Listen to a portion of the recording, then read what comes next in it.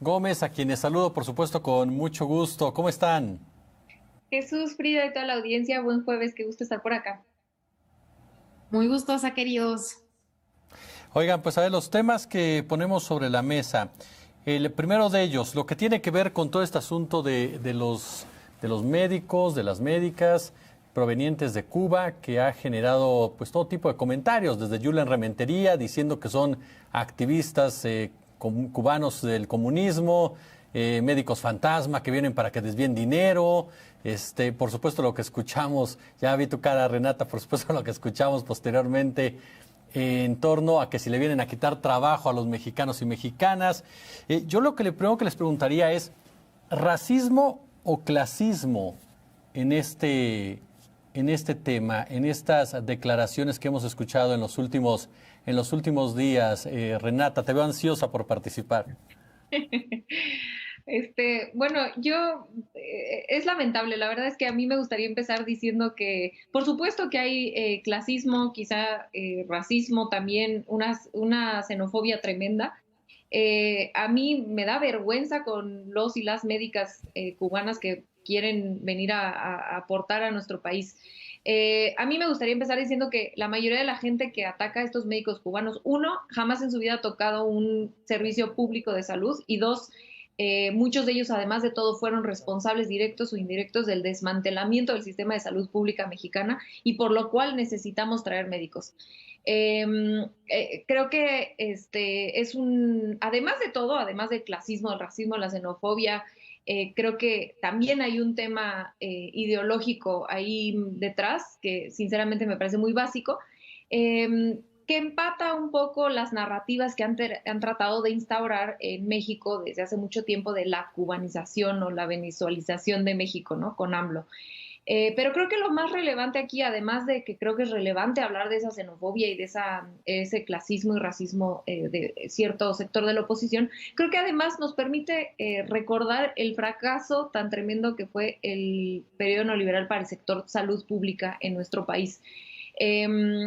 No se formaron los médicos suficientes para que pudiéramos cubrir la demanda y además pues hay una pésima política de distribución de médicos a lo largo del país. En México, nada más para dar un dato para cerrar, contamos con 107 especialistas por cada 100,000 habitantes, cuando la recomendación internacional es de 230, y la grandísima mayoría, el 40%, están concentrados y concentradas entre el Estado de México y la Ciudad de México.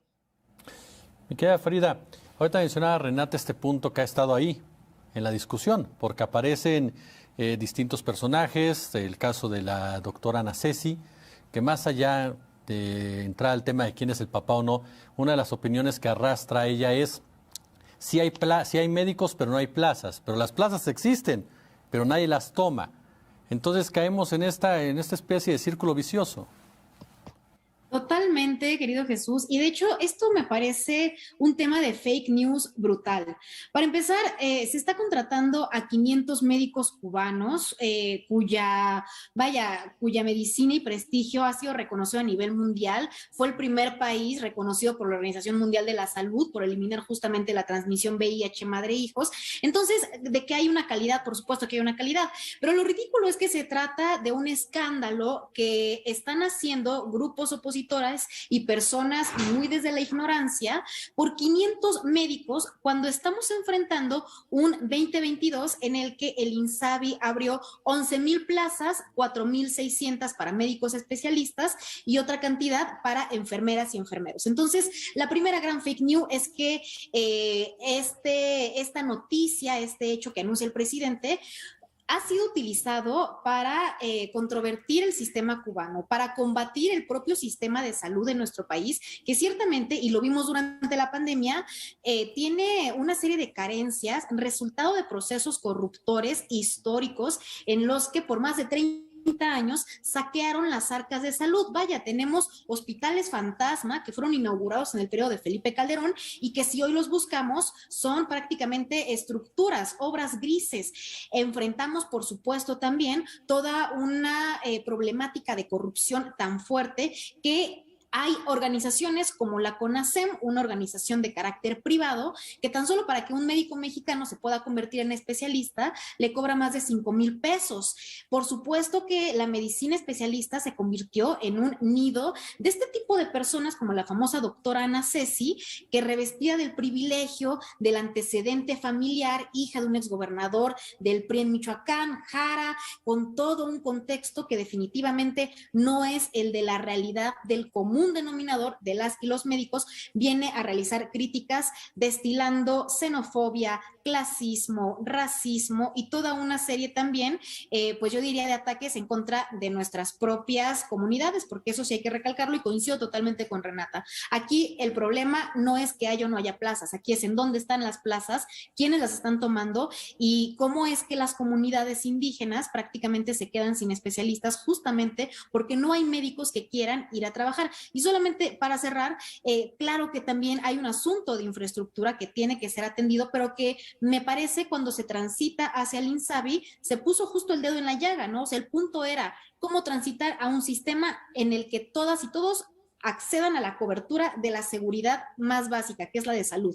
Si en ese transitar hay obstáculos, por supuesto que lo estamos observando y que lo estamos viviendo, pero de eso a que se trate de un asunto entre preferir médicos cubanos o médicos mexicanos, creo que es algo innecesario hablar en ese sentido, en esa narrativa que nunca fue la que planteó el presidente. Ahora, Renata, ahorita mencionaba algo interesante, por supuesto, todo lo que mencionan ustedes es muy interesante, pero uno de los puntos es se les cae la fake news a las 3 horas, porque aparece efectivamente la doctora Ana Ceci, aparecen 2 que 3 retuiteando, los mismos de siempre, Javier Lozano. No siempre he pensado que de repente si te retuitean ciertos personajes ya vas perdiendo, y de repente aparece esta información, más allá porque había gente que lo quería acomodar, ¿no? Quería decir, es que no porque el papá sea alguien, ella no puede opinar. No se trata de eso, pero tampoco puedes desvincular que a final de cuentas el papá juega un papel dentro de un partido político de una entidad que ha librado una batalla mediática con el gobierno de Andrés Manuel López Obrador. Excelente pregunta.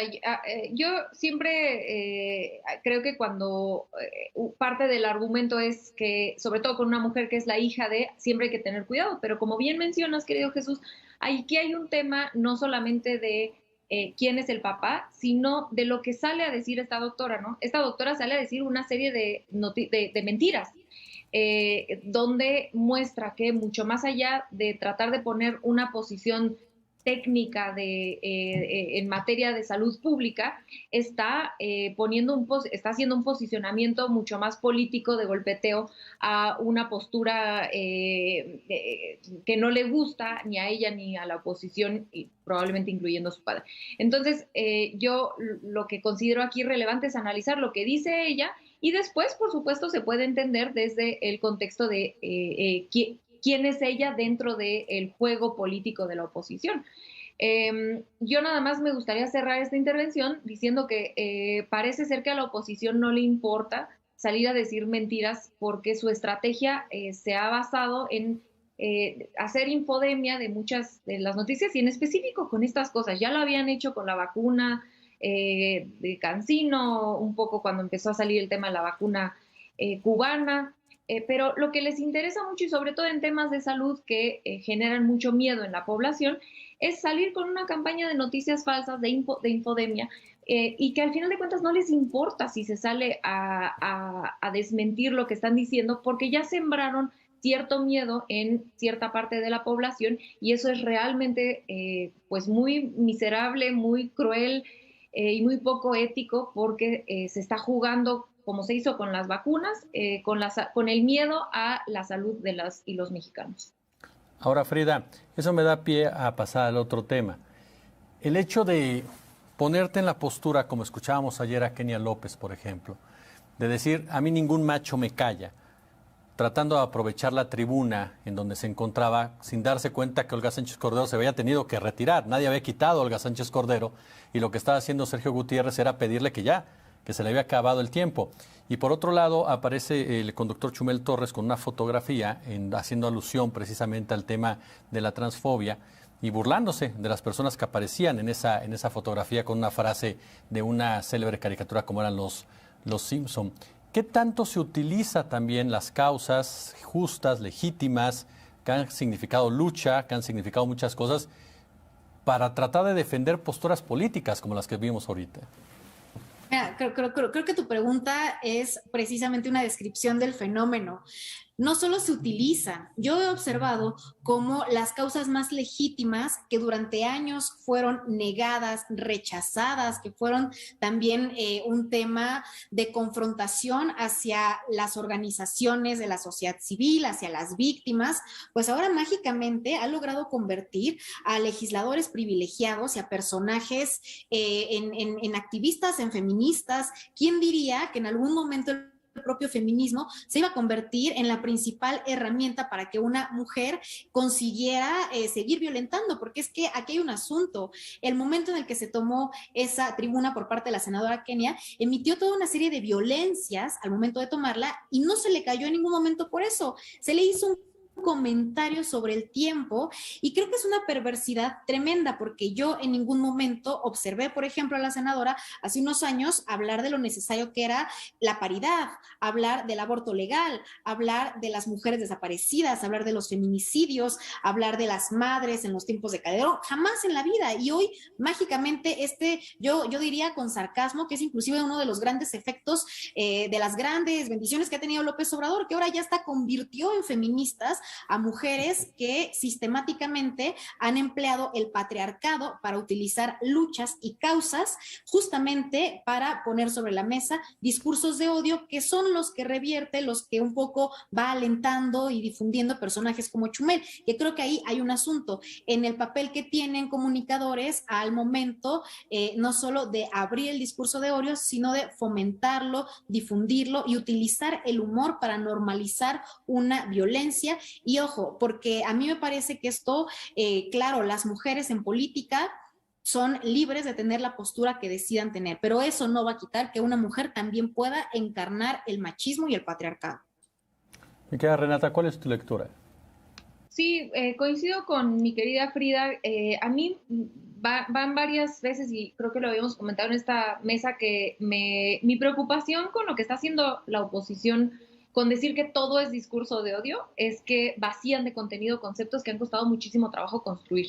Hay un texto excelente de Violeta Vázquez Rojas sobre justamente el discurso de odio, y ella argumenta dos cosas. En primer lugar, que no tenemos una definición clara de qué es discurso de odio, y entonces permite que mucha gente use este concepto de manera política para decir, no me gustan estas opiniones, entonces es discurso de odio. Lo vimos con el tema de los traidores a la patria. Entonces, cuando hay una diferencia política, se excusan en el discurso de odio y esto vacía de contenido. Y su segundo argumento es que incluso si llegáramos a saber cuál es la definición de discurso de odio, de pronto no tenemos muy claro cuáles deben ser las sanciones para quien reproduzca estos discursos. Es un texto excelente que les recomiendo muchísimo, pero que además, bueno, a mí me lleva a reflexionar otras dos cosas. Uno, repito, creo que es muy importante no banalizar el término, no vaciarlo de contenido, y creo que sucede mucho con lo que decía ahorita Frida, que también muchas de las panistas lo usan en el término violencia política por razón de género, y también lo están vaciando de contenido. Tener una crítica en contra de una mujer no significa que es violencia política de género. Decir que eres traidora a la patria no significa que hay un discurso de odio, ¿no? No, tener diferencias no significa que hay ni discurso de odio ni que es violencia política. Y bueno, al no tener claro esto y al vaciar de contenido, al final de cuentas, lo que dice la doctora Violeta Vázquez Rojas, las sanciones de pronto son aleatorias y se usan de manera política, y eso no nos conviene a nadie. Cierro contigo, mi querida Frida, y es en el marco precisamente de estos dos temas y lo que ya también mencionaba Renata, este discurso por parte de la oposición, que a 3 años, a final de cuentas, de una contienda presidencial, en un año en donde se juegan 6 gubernaturas y que los números no le están dando, pues parece vacía en su discurso. Totalmente, y además de vacía, creo que hay algo muy perverso en la forma en la que se ha tratado de utilizar tanto las causas como las víctimas, que me parecería es lo más grave. no solo hay una carencia en una barra de propuestas que evidentemente no existe, sino que esa ausencia de una plataforma programática se está traduciendo en confrontaciones, en noticias falsas, en utilizar tragedias, en prácticas bastante bajas que al final de cuentas a mí lo que me deja con la preocupación es que despolitiza las luchas en las que ellos fueron los propios agresores y los que, vaya, constituyeron toda una serie de abusos contra quienes fueron verdaderas víctimas. Y creo que en el marco de todo lo que está pasando en un contexto electoral, esta desesperación que observo podría llegar de una manera muy directa a tirar este discurso que ellos mismos hablan. Ellos critican diario al presidente porque dicen que el presidente polariza, pero yo me pregunto en realidad, ¿quién genera esta banalización de los problemas sociales cuando se atreven a utilizar a las víctimas y a utilizar cosas como la salud? A mí me genera bastante intriga cómo durante unos meses, ya casi años, han utilizado el tema tanto de las medicinas como el tema de los hospitales para atacar al presidente o para atacar un sistema, cuando en realidad, si nos movemos al origen de por qué las comunidades viven como están viviendo, pues hay un olvido por parte de los gobiernos, tanto panistas como priistas. Entonces creo que esta hipocresía evidentemente no se olvida. Creo que no es casualidad, por ejemplo, las tendencias en Hidalgo que se están inclinando a sacar al PRI. Creo que no es casualidad que hay una conciencia y un despertar. No creo que la gente sea ingenua al momento de ver esta forma de tratar de manipularles. Pues yo quiero agradecerles, como siempre, mi querida Renata, mi querida Frida, su generosidad con la octava.